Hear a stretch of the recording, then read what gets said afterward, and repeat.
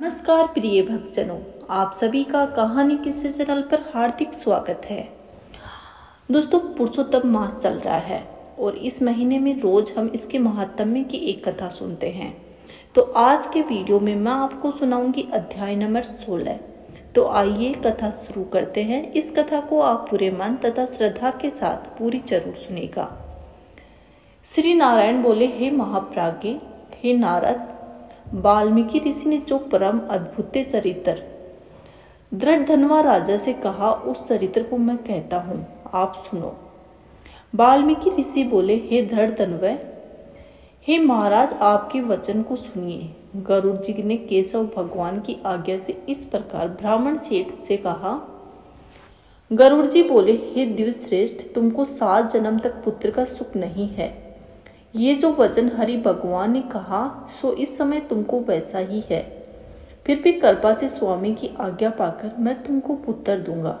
हे तपोधन, हमारे अंश से तुमको पुत्र होगा, जिस पुत्र से गौतमी के साथ तुम मनोरथ को प्राप्त करोगे। किंतु उस पुत्र से होने वाला दुख तुम दोनों के लिए अवश्य होगा। हे द्विशार्दूल, तुम धन्य हो, तुम्हारी बुद्धि हरि भगवान में हुई। हरि भक्ति सकाम हो अथवा निष्काम हो, हरि भगवान को दोनों ही प्रिय हैं। मनुष्य का शरीर जल से बदबूत क्षण भर में नाश होने वाला है। उस शरीर को प्राप्त कर जो हृदय में हरि चरणों का चिंतन करता है, वह मनुष्य धन्य है।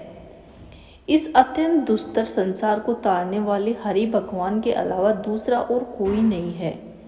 ये हरि भगवान की ही कृपा से मैंने तुमको पुत्र दिया है। मन में श्री हरि को धारण करके सुखपूर्वक विचारो और उदासीन भाव से संसार के सुखों को भोगो।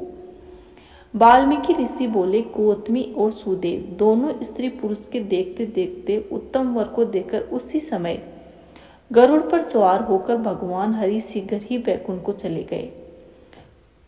सुदेव शर्मा की स्त्री के साथ अपने मन के अनुसार पुत्र रूप वर को पाकर अपने घर को आया और उत्तम गृहस्था आश्रम के सुख को भोगने लगा।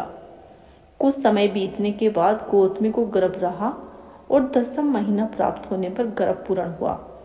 प्रसूति काल आने पर गौतमी ने उत्तम पुत्र पैदा किया और पुत्र होने पर सुदेव शर्मा बहुत ही प्रसन्न हुआ। श्रेष्ठ ब्राह्मणों को बुलाकर जातक्रम संस्कार किया और अच्छी तरह से स्नान कर ब्राह्मण श्रेष्ठ सुदेव शर्मा ने उन ब्राह्मणों को बहुत सारा दान दिया। ब्राह्मण और शब्दजनों के साथ बुद्धिमान सुदेव शर्मा ने नामकरण संस्कार किया। कृपालु गरुड़ जी ने प्रेम से यह पुत्र हुआ था।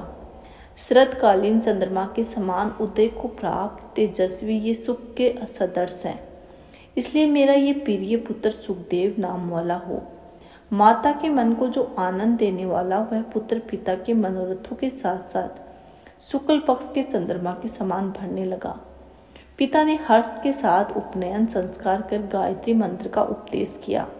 बाद में वह बालक वेदारंभ संस्कार को प्राप्त कर ब्रह्मचर्य व्रत में स्थित हुआ। उस ब्रह्मचर्य के तेज से युक्त बालक साक्षात दूसरे सूर्य के समान शोभित हुआ। बुद्धि सागर उस बालक ने वेद का अध्ययन प्रारंभ किया। उस गुरुवत्सल बालक ने सद्बुद्धि से अपने गुरु को प्रसन्न किया और गुरु के एक बार कहने मात्र से ही समस्त विद्या को प्राप्त किया। वाल्मीकि ऋषि बोले कि एक समय कोटि सूर्य के समान प्रभाव वाले देवल ऋषि आए। उनको देखकर हर्ष से सुदेव शर्मा ने दंडवत प्रणाम किया। अर्घ्य आदि विधि पूर्वक उन देवल मुनि की पूजा की और महात्मा देवल के लिए आसन दिया। अति तेजस्वी देव दर्शन देवल ऋषि उस आसन पर बैठ गए। बाद में अपने चरणों पर बालक को गिरे हुए देखकर देवल ऋषि बोले, देवल मुनि बोले, हो हे सुदेव, तुम धन्य हो। तुम्हारे ऊपर भगवान प्रसन्न हुए क्योंकि तुमने दुर्लभ सुंदर श्रेष्ठ पुत्र को प्राप्त किया है। ऐसा विनीत बुद्धिमान, बोलने में चतुर, वेद पाठी और शीलवान पुत्र कहीं भी किसी को यहाँ नहीं देखा। हे पुत्र, यहाँ आओ। तुम्हारे हाथ में ये कौतुक क्या देखता हूँ। सुंदर छतर, 2 चामर यव रेखा के समान, कमल जानों तक लटकने वाले हाथी के सूंड के समान ये तुम्हारे हाथ, कान तक फैले हुए विशाल नाल नेत्र, शरीर गोल आकार का त्रिवेली से युक्त पेट है। इस प्रकार उस बालक के विषय में कहकर उस ब्राह्मण को उत्कंठित देखकर देवल ऋषि फिर से बोले, अहो हे सुदेव, ये तुम्हारा लड़का गुणों का समुद्र है। कंधा और कोक का संधि स्थान गूढ़ है। संग के समान उतार चढ़ाव युक्त वाला गला, चिकन टेढ़े सिर के बाल वाला, ऊंची छाती, लंबी गर्दन, बराबर कान, बैल के समान कंधा, इस तरह समस्त लक्षण से युक्त ये पुत्र श्रेष्ठ भाग्य का नीति है। एक ही बहुत बड़ा दोष है जिसमें सब व्यर्थ होगा। इस प्रकार कहकर सिर कांपते हुए दीर्घ श्वास लेकर देवल मुनि बोले, प्रथम आयु की परीक्षा करना, बाद में लक्षणों को कहना चाहिए। आयु से हीन बालक के लक्षणों से क्या प्रयोजन है? हे सुदेव, ये तुम्हारा लड़का 12वें वर्ष में डूबकर मर जाएगा। इससे तो मन में शोक नहीं करना, अवश्य होने वाला निस्संदेह होकर ही रहता है। मरणासन को औषध देने के समान उसकी कोई प्रतिक्रिया नहीं है। वाल्मीकि मुनि बोले कि देवल मुनि इस प्रकार कहकर ब्रह्मलोक को चले गए और गौतमी के साथ सुदेव ब्राह्मण पृथ्वी पर गिर गया। पृथ्वी पर पड़ा हुआ देवल ऋषि के कहे हुए वचनों को स्मरण कर चिरकाल तक विलाप करने लगा। बाद में उसकी स्त्री गौतमी धैर्य धारण करती हुई पुत्र को अपनी गोद में लेकर प्रथम प्रेम से पुत्र का मुख चुंबन कर बाद में पति से बोली। गौतमी बोली, हे दिव्यराज, होने वाली वस्तु में भय नहीं करना चाहिए। जो नहीं होने वाला है वह कभी नहीं होगा और जो होने वाला है वो होकर रहेगा। क्या राजा नल, रामचंद्र और युधिष्ठिर दुख को प्राप्त नहीं हुए?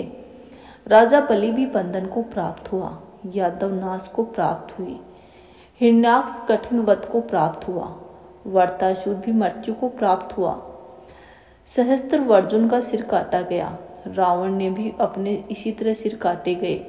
हे मुने, भगवान रामचंद्र भी वन में जानकी के विरह को प्राप्त हुए, राजश्री परीक्षित भी ब्राह्मण की मृत्यु को प्राप्त हुए।